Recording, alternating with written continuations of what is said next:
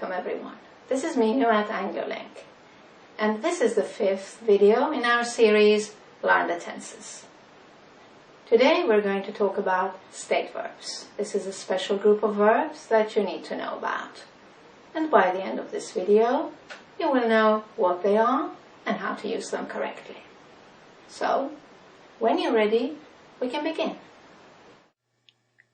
Right, before we look at state verbs and differentiate them from action verbs, I'd like to give you a quick overview of the tenses that we've already looked at together.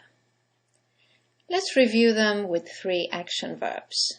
Say, play, drive, and rain.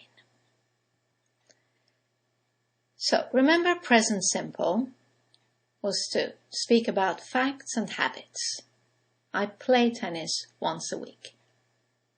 He drives fast. It often rains here. And then we looked at present continuous, which indicates an action which is in progress now.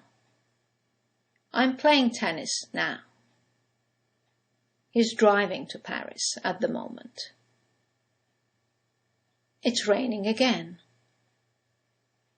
And then we moved on to present perfect continuous, which was to talk about an action that started in the past and is still in progress.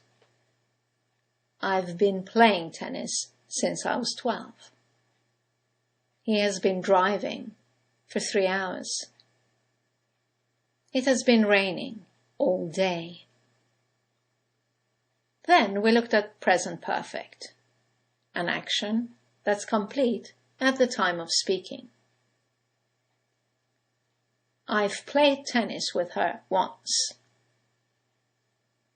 He has driven 300 kilometers so far. It has rained 3 times this week. And then we looked at past simple, which was for an action completed at a specific time in the past. I played tennis with her when we were in Spain. He drove 100 kilometers before sunrise. It rained heavily last night. Now you notice that all these examples are with what we call action verbs. So what is the difference between an action verb and a state verb? An action verb, and most verbs are action verbs, designates an action, something that you can start and stop as and when you want.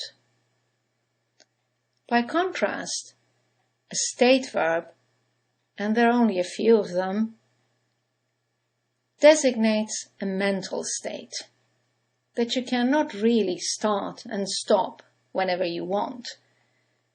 There is a sense of continuity in them, such as be, have, exist, know, etc. And because of this sense of continuity, they don't take continuous tenses.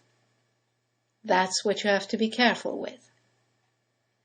When you're using your tenses, you've got to be careful not to put a state verb in the continuous form.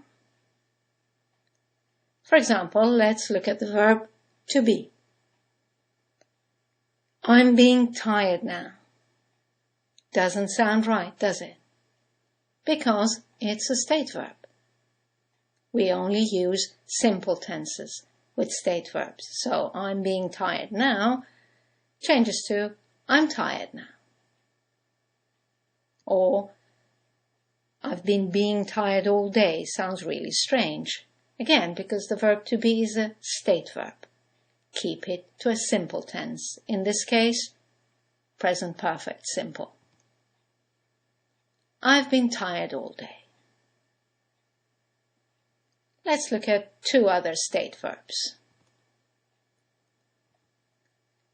I'm having a red car. Can't do, because it's a state verb.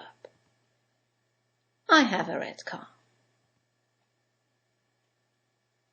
And I've had this car since 2006.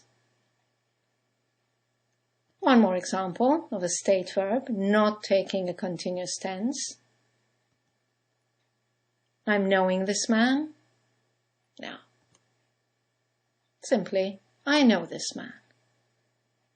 And I've known him for many years.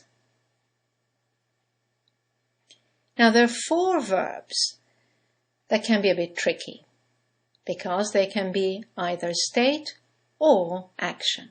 Let's look at the first one. We've already had an example of this. It's the verb have. We saw the sentence, I have a red car. In this example, the verb to have means to own, something that belongs to you. It's a state verb. However, the verb have replaces many other verbs like eat and drink and smoke. It designates an experience or taking something. In this case, it's an action verb and it can take any continuous tense. For example, I'm having breakfast, or they're having a good time. The next verb that can be tricky is the verb think. Again, it has 2 meanings. It can mean to believe, in which case it's a state verb, and you must avoid continuous tenses here. For example, I think you're right. But think also means to reflect. Like you can be thinking about something, then stop thinking about it and come back to it later. So it's an action verb. Example, I've been thinking about selling my house. The last 2 verbs you have to be careful of are verbs to live and to work. Again, they can be considered as an action verb or a state verb. It depends on the situation, on the circumstances, on the context. Many times, whether you use it as a state or an action verb, whether you put it in the continuous or simple form, doesn't matter really. They mean the same thing. So you could say, I've been living here for 10 years, or I've lived here for 10 years. And the same with the verb work. Sometimes it's an action.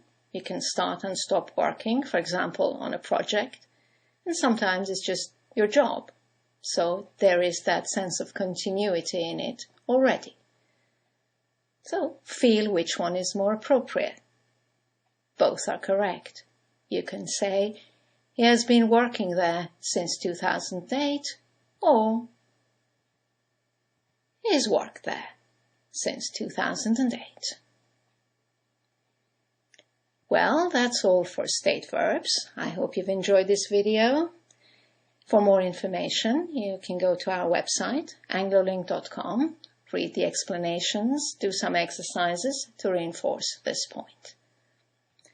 Thank you for watching, and I look forward to seeing you in our next video. Bye now.